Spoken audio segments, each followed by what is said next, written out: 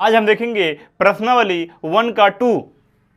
इसकी पहली सवाल है, निम्नलिखित संख्याओं को अभाज्य गुणनखंडों के गुणनफल के रूप में व्यक्त कीजिए। 140 का हम देखेंगे। पहले क्या करेंगे, अभाज्य गुणनखंड छोटी से छोटी संख्या से हम काटेंगे। यहाँ 0 है इसलिए 2 से कट जाएगा, 2 से काटेंगे 70 आ जाएगा, फिर 2 से कटेगा 35 आ जाएगा, फिर 5 से कटेगा 7 बचे 35, फिर 7 से काटेंगे 1। जब तक 1 नहीं आ जाता तब तक हम काटते रहते हैं। तो हम 140 को लिख सकते हैं 2 गुणे 5 गुणे 7। अभाज्य गुणनखंड करने के लिए जो संख्याएं रिपीट होती हैं उसको हम घात में लगा देते हैं। 1 और 2, 2 की घात 2, क्योंकि 2 2 बार आया है, गुणे 5 गुणे 7। अब देखेंगे सवाल नंबर 2, 156 का अगर हम खंड करते हैं तो कितना आता है। पहले हम 2 से काटेंगे, 2 सत्ते 14, 1 बच जाएगा, 8 दूनी 16। फिर 2 से काटेंगे, 3 दूनी 6, 6 बार लिए 1 बच जाएगा, 18 हो जाएगा, 2 9 18। फिर 2 से कटेगा नहीं। अब काटेंगे हम 3 से, 3 1 कम 3, 3 त्रिका 9। अब ये कटेगा 13 से, 13 का भाज्य संख्या 13 का नम 13। ये हो जाएगा 156 को हम लिख सकते हैं 2 गुणे 3 गुणे 13। इसी प्रकार हम 2 को 2 बार लिख सकते हैं, 2 की घात 2 गुणे 3 गुणे 13। इसके बाद हमारा आता है 3825, यानी 3825 खंड करेंगे तो कितना आएगा। यदि अंकों का योग 3 से विभाजित होता है तो पूरी संख्या 3 से विभाजित होती है। जैसे देखेंगे 3 और 8 कितना होता है, 11 हो जाएगा। 11 और 2 13, 13 5 18। इसका मतलब ये 13 5 18 होता है। इसका मतलब 18 3 से कटता है, तो ये संख्या पूरा 3 से कटेगा। 3 1 कम 3 और 3 दूनी 6, 2 बच जाएगा, तो ये हो जाएगा 22, 3 सत्ते 21, यहाँ 1 बच जाएगा 15, 3 बचे 15। फिर देखेंगे 3 से कटता है नहीं कटता, कट जाएगा। 3 से काटेंगे, 3 चौका 12 और 3 दूनी 6, यहाँ कितना बचा 1, 3 बचे 15।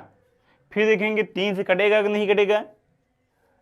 देखिए 3 1 कम 3, 1 बच जाएगा, 3 चौक 12, नहीं कटेगा। अब काटेंगे डायरेक्ट 5 से, क्योंकि इकाई अंक जब 5 होता है तो संख्या 5 से कटती है।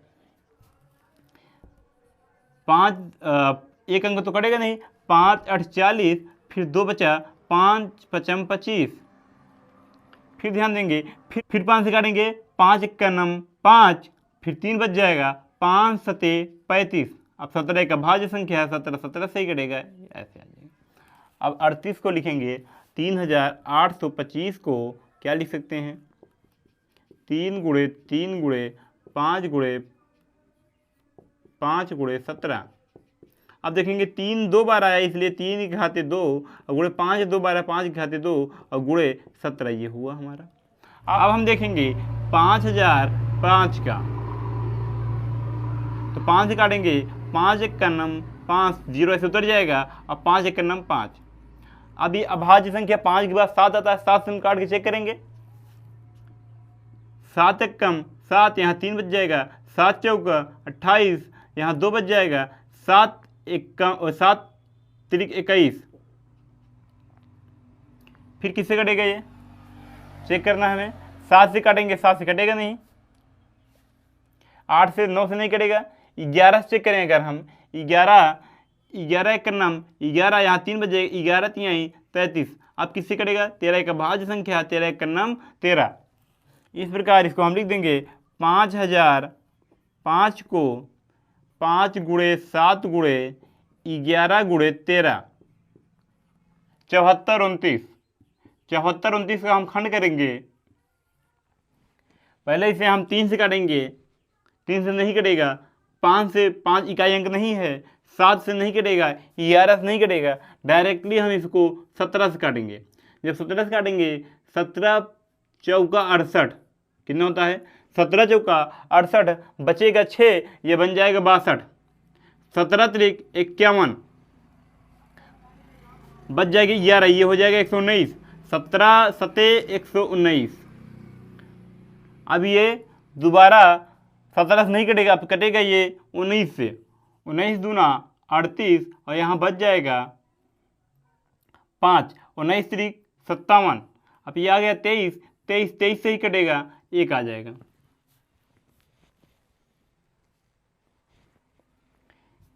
इसका अभाज्य गुणनखंड 74, 4, 29 का 17 गुणे 19 गुणे 23 है। इस प्रकार सवाल नंबर 1 हमारा कंप्लीट होता है। अब सवाल नंबर 2 देखेंगे।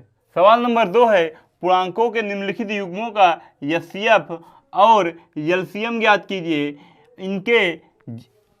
इनकी जांच कीजिए। दो संख्याओं के गुणनफल एलसीएम और एचसीएफ के गुणनफल के क्या होगा, बराबर। पहले हम एलसीएम और एचसीएफ ज्ञात करेंगे। 26 और 91 दिया है, 26 और 91 का हम क्या करेंगे, खंड करेंगे। तो 2 से काटेंगे 13 आ जाएगा और 13 से काटेंगे 1 आ जाएगा। इसी प्रकार से 91 का खंड करेंगे। 91 को जब हम काटेंगे, पहले ये कटेगा 7 से, आ जाएगा 13, 13 से 91 होता है।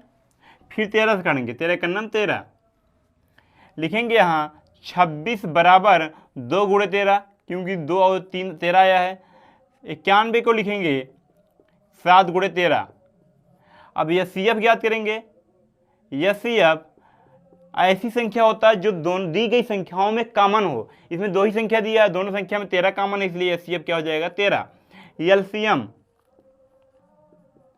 एलसीएम ऐसी संख्या होती है जो दी गई संख्या में कॉमन हो और जो कॉमन ना हो उसको भी हम उतार लेते हैं। जैसे यहाँ देखें 13 कॉमन है, 13 ले लिए, और पहली संख्या में 2 नहीं कॉमन है, 2 भी ले लेंगे, और 7 नहीं है, 7 भी ले लेंगे। यानी जो कॉमन होगा उसको एक बार, जो कॉमन नहीं होगा उसको ऐसे उतार लेंगे।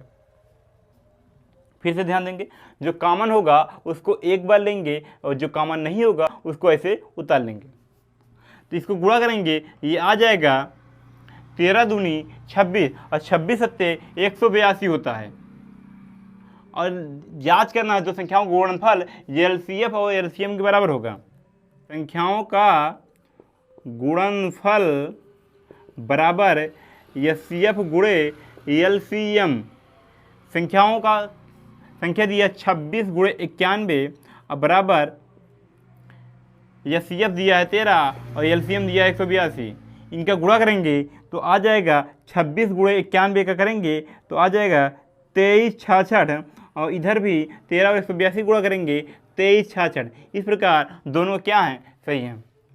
अब आएंगे सवाल नंबर 2 में। 510 और 92 का एलसीएम और एचसीएफ ज्ञात करना है। तो हम पहले क्या करेंगे, 510 का खंड करेंगे, 2 से काटेंगे, 2 दूनी 4 और 2 पंचे 10, 2 पंचे 10। फिर हम 3 से काटेंगे, 3 पचे 3, 3 8 24 और 3 पचे 15। फिर किससे 5 से काटेंगे, 17 पचे 85। फिर इसको 17 से काटेंगे, 17 का नाम 17। इसलिए हम 510 को 2 गुणे 3 गुणे 5 गुणे 17 लिख सकते हैं। 92 को हम इसी प्रकार खंड करेंगे। जब 92 को खंड करेंगे, 2 से काटेंगे तो आ जाएगा 46। फिर 2 से काटेंगे, आ जाएगा 23। फिर 23 को 23 से काटेंगे, 2 गुणे 23। ये हमारा एचसीएफ है, ये हमारा खंड है। एचसीएफ ज्ञात करेंगे। एचसीएफ जो दोनों संख्याओं में कॉमन होता है उसी को क्या कहते हैं, हम एचसीएफ कहते हैं। 2 कॉमन है तो एचसीएफ हो गया। एलसीएम जो कॉमन होता है उसको एक बार, और जो कॉमन नहीं होता है उसको ऐसे उतार लेते हैं। 2 कॉमन है, 2 उतार लिए, बाकी ऊपर क्या बचा, 3 गुणे 5 गुणे 17, और नीचे क्या बचा, 2 गुणे 23। और इन सब का हम क्या करेंगे, गुणा कर देंगे, वही क्या आ जाएगा, हमारा मास आ जाएगा। जब गुणा करेंगे 2 तिहाई 6 पंचे 10 आ जाएगा 23460। अब हम क्या करेंगे, संख्याओं का गुणनफल। संख्याओं का गुणनफल बराबर होगा एलसीएफ एचसीएफ एचसीएफ गुणे एलसीएम के। तो संख्याओं का गुणनफल, संख्या दिया है 510 और गुणे 92 और एचसीएफ दिया है 2 और एलसीएम दिया है 23,460। जब इनका हम गुणा करेंगे 510 और 92 का आएगा 46,920। 46,920 जब इनका आपस में गुणा करेंगे तब भी आ जाएगा 46,920। इस प्रकार एलसीएम एचसीएफ का गुणनफल संख्याओं के गुणनफल के बराबर है। अब हम आ जाएंगे सवाल नंबर 3। इसका एचसीएफ और एलसीएम ज्ञात करना है। तो पहले हम 336 का खंड करेंगे।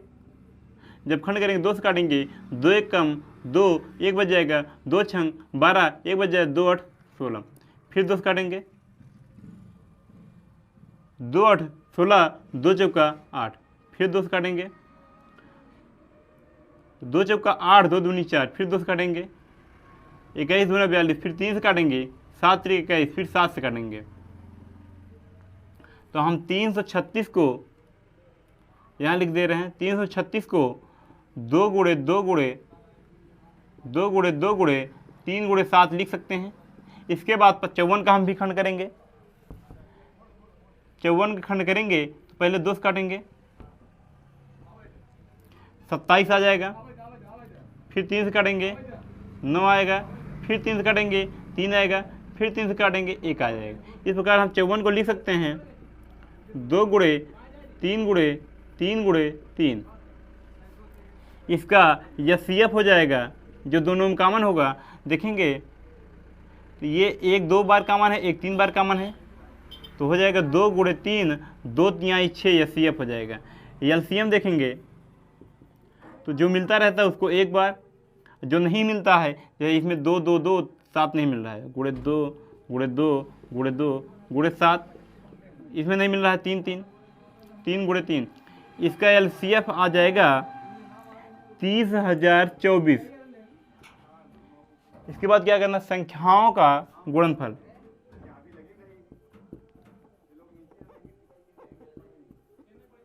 संख्याओं का गुणनफल बराबर होता है एचसीएफ गुणे एलसीएम के। संख्या क्या है, 336 गुणे 54 बराबर मासा है 6 गुणे 3024। इसका गुणा करेंगे तो आ जाएगा 18,144 बराबर इधर आ जाएगा 18,144। इस प्रकार हमारा सवाल नंबर 2 कंप्लीट हुआ।